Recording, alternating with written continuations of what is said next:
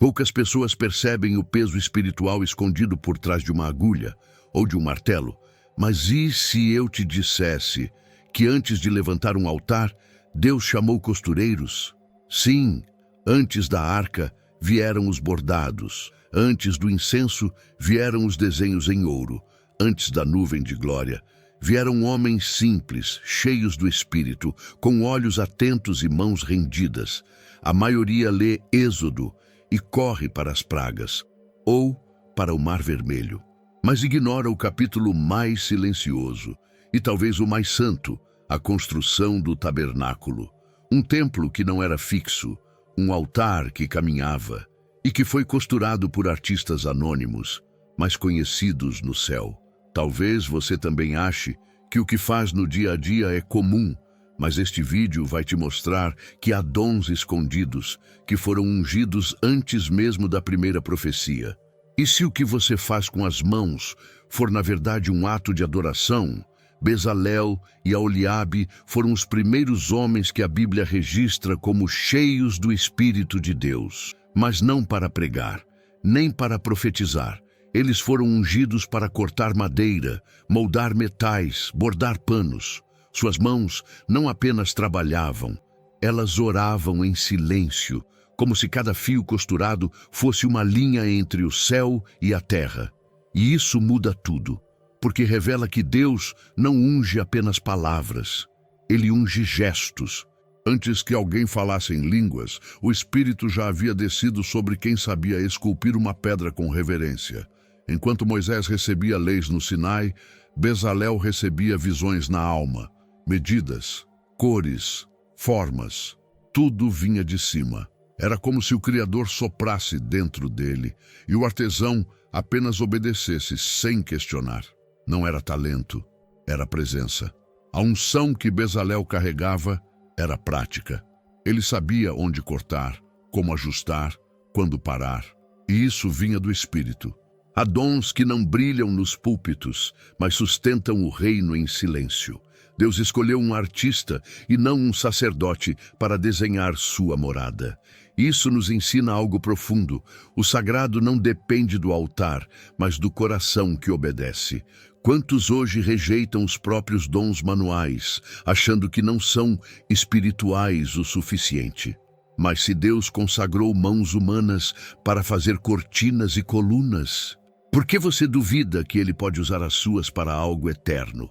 Talvez costurando, cozinhando, limpando, pintando. O que importa não é o que você faz, mas com que espírito você faz. Bezalel não precisava de palco. Ele tinha um propósito, e o Espírito estava com ele. Quando obedecia à voz de Moisés, na verdade respondia ao chamado de Deus. E Aholiabe, seu parceiro, foi escolhido com o mesmo critério, habilidade prática, plais, submissão espiritual. A arte deles era como um cântico silencioso erguido no deserto, onde cada martelo soava como uma oração. O que você faz com suas mãos, Deus vê. Aquele bordado, aquela madeira que você lixou com carinho, aquela comida feita com lágrimas, nada disso é banal. Porque quando há unção, o simples vira eterno. Deus ainda chama Bezaléis e Aholiabes modernos, pessoas comuns, mas cheias do Espírito, para construírem o invisível com coisas visíveis. Talvez você nunca tenha pregado um sermão. Mas e se suas mãos forem o sermão? E se o Espírito quiser usar você do jeito que você é, com sua agulha, sua enxada, sua planilha, sua panela, não despreze o que carrega. Bezalel também não sabia no início que estava moldando o lugar onde Deus habitaria. Ele apenas obedeceu.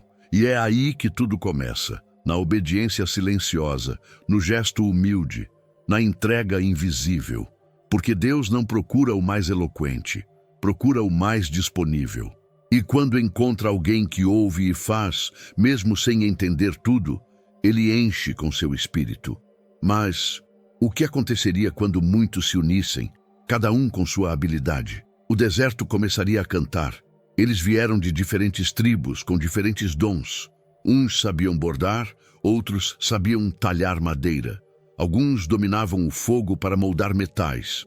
Outros misturavam perfumes com mãos suaves e memória afiada. Não eram sacerdotes nem líderes, mas suas mãos carregavam segredos antigos, como se, ao trabalhar, ouvissem instruções vindas do céu.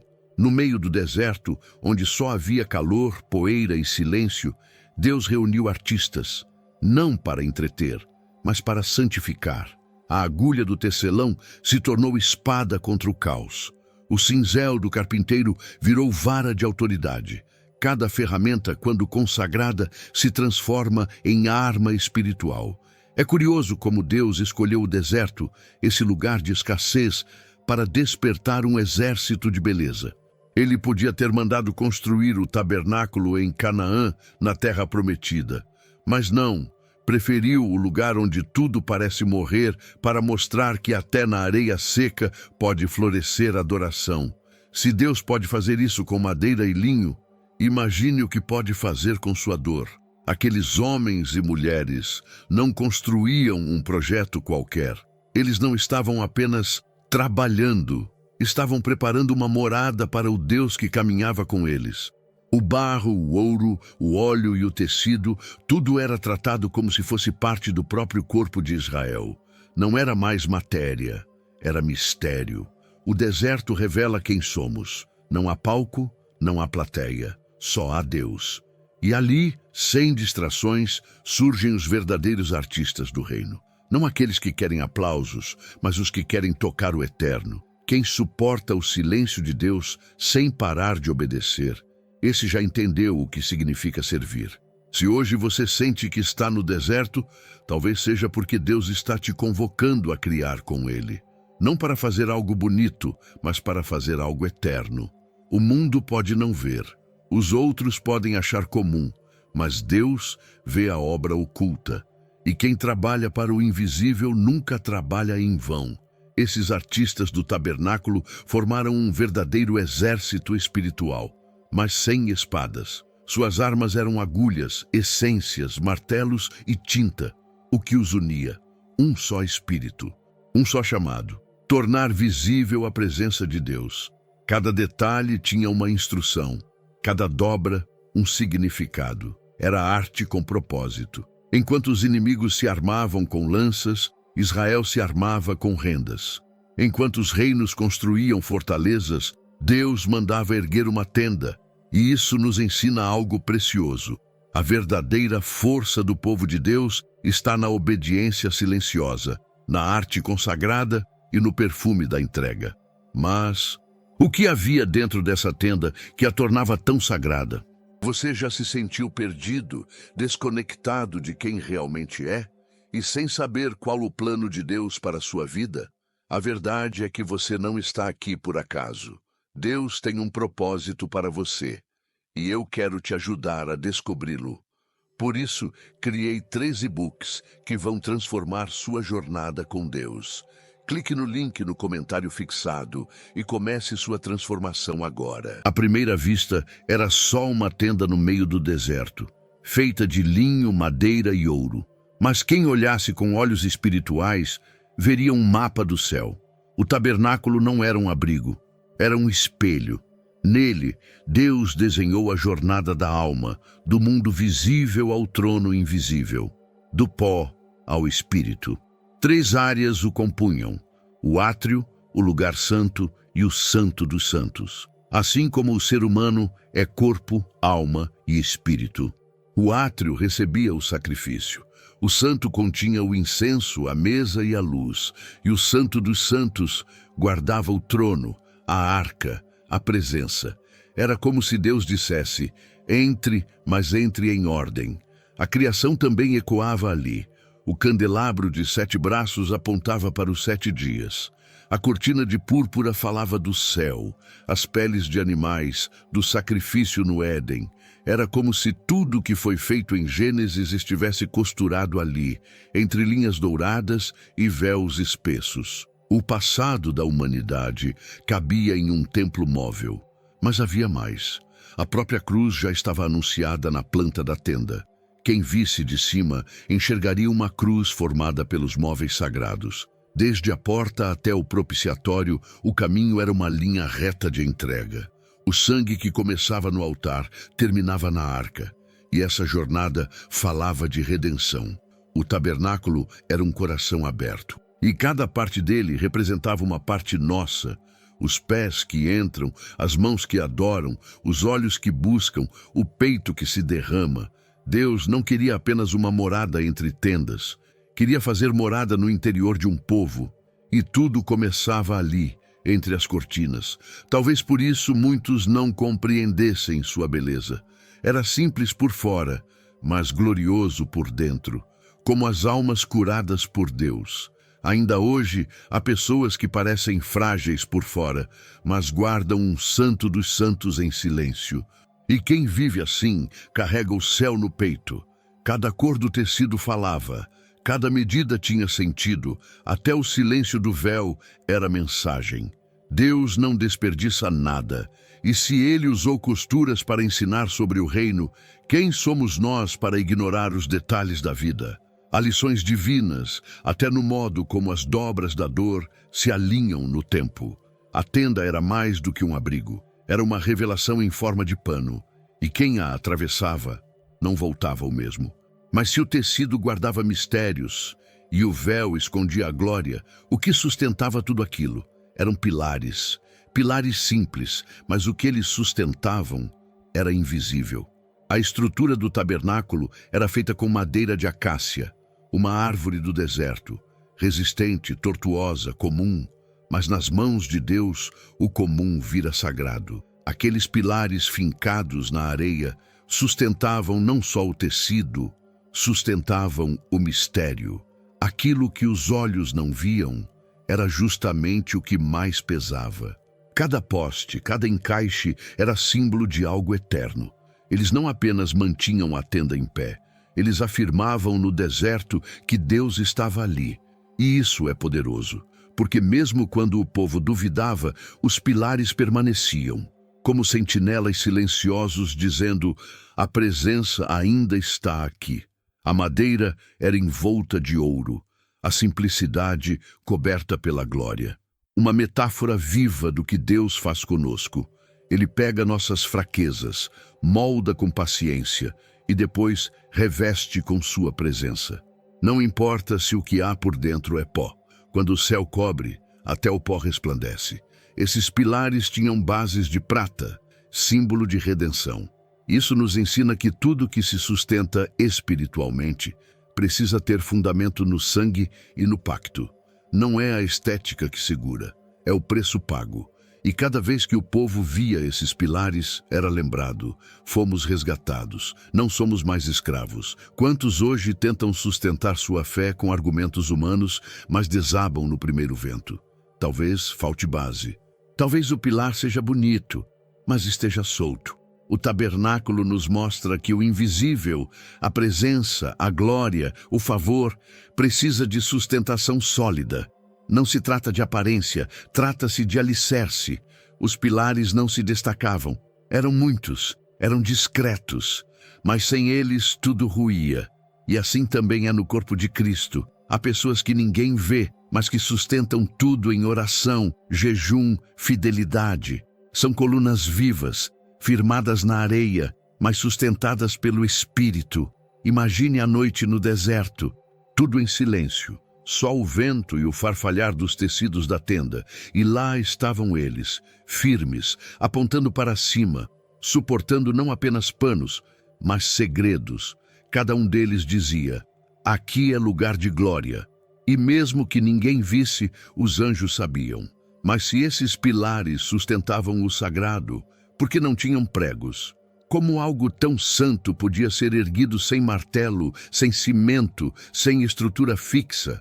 A resposta nos leva ao coração do mistério. Era feito para andar, para ser montado e desmontado.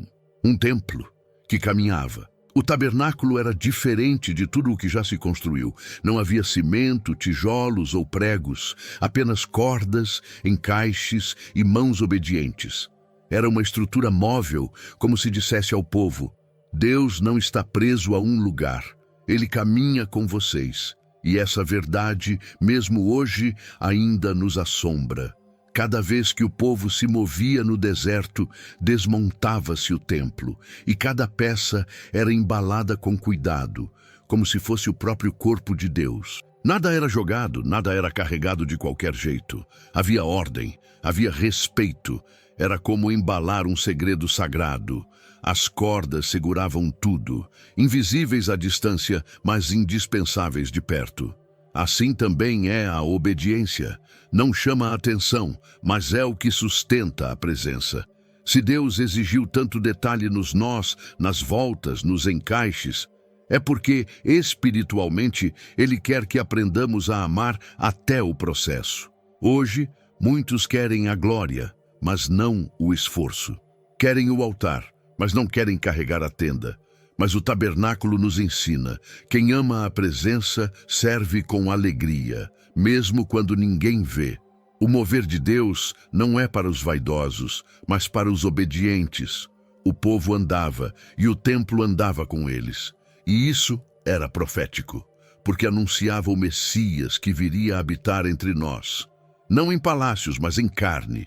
Jesus foi esse tabernáculo vivo, a tenda que se moveu para tocar os feridos, o templo que chorou, andou e morreu entre homens. Nenhum prego unia as partes. Era a fidelidade que unia. Cada artesão sabia o seu papel, e mesmo sem entender todo o plano, obedecia. Isso é fé. Não é saber tudo, é confiar em quem está desenhando. Talvez você também esteja encaixando peças agora, sem entender o todo. Mas Deus vê, as habilidades eram tão diferentes e ainda assim, todas essenciais. O que sabia fazer cordas era tão importante quanto o que moldava o ouro. Não havia mais espiritual ou menos útil. Cada um recebia do Espírito o dom exato, e isso ensinava ao povo: o reino se constrói em unidade. Mas o mais belo é que, enquanto o templo era montado, o povo esperava, e cada dobra do tecido, cada ajuste de madeira, era um anúncio silencioso: Deus vai se manifestar. Eles não estavam apenas construindo, estavam preparando uma visita, mas quem viria? E por que tanto zelo para recebê-lo? Eles não estavam construindo por construir. Não era vaidade, nem um projeto de arquitetura no meio do nada. Era um altar antecipado, um convite silencioso ao eterno. O tabernáculo era o sinal de que Deus estava vindo, e cada estaca cravada na areia era um "Venha, Senhor". A cada manhã, os artesãos acordavam com uma missão sagrada. Não era só costurar nem polir, era esperar, como quem arruma a casa para uma visita que pode chegar a qualquer hora. A cada novo detalhe do templo, os olhos se voltavam ao céu. Será hoje que ele desce? A presença ainda não tinha enchido a tenda, mas já morava na expectativa. O povo carregava no coração a fé de que, quando tudo estivesse pronto, Deus viria, e essa espera moldava o caráter. Cada doação, cada gota de suor era expressão de amor a um Deus que ainda não se via, mas já se sentia. Era um tempo de preparação. E quem ama, prepara, não improvisa. Cada dobra do tecido era uma oração. Cada gota de óleo derramada nos utensílios, uma vigília. Estavam preparando uma casa que não sabiam como seria habitada. Só sabiam que aquele que viria era digno do melhor. Esse zelo revelava uma fé silenciosa, profunda. Fé que não depende de aplausos nem de pressa. Fé que constrói devagar, mas constrói certo. Que prefere o deserto com Deus a um palácio vazio. Essa é a fé que Deus procura até hoje. A que prepara, mesmo sem garantias. Talvez você também esteja nesse tempo de construção sem presença, de oração sem resposta. Mas não pare, continue montando o altar, porque quando a obediência chega no ponto certo, a glória desce, e nada mais será igual. Foi assim naquele tempo, será assim de novo. E quando tudo ficou pronto, o céu se moveu, uma nuvem desceu, e a tenda foi tomada por uma presença que os homens não podiam fabricar. Eles não construíram para impressionar, construíram para receber. E Deus veio com sua glória, sua voz, seu fogo. Mas essa visita era só o começo. O tabernáculo ainda andaria muito, o povo ainda cairia e se levantaria. A glória viria e se recolheria, porque o que foi feito naquele deserto era apenas um ensaio, uma sombra de algo maior. Um dia, a presença viria em carne e habitaria entre nós. Você pode não ter vivido no deserto, mas talvez esteja construindo algo invisível em meio à areia e ao silêncio. E Deus ainda busca artesãos, gente comum, de coração disponível, que obedece mesmo sem entender, que molda madeira, como quem molda o próprio coração. Talvez você nunca tenha pregado, mas já preparou uma mesa com amor. Talvez suas mãos não tenham erguido colunas, mas já sustentaram sua casa com oração.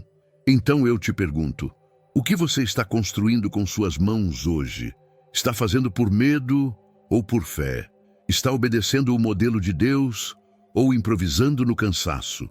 O tabernáculo nos ensina que o Eterno caminha com quem constrói com reverência.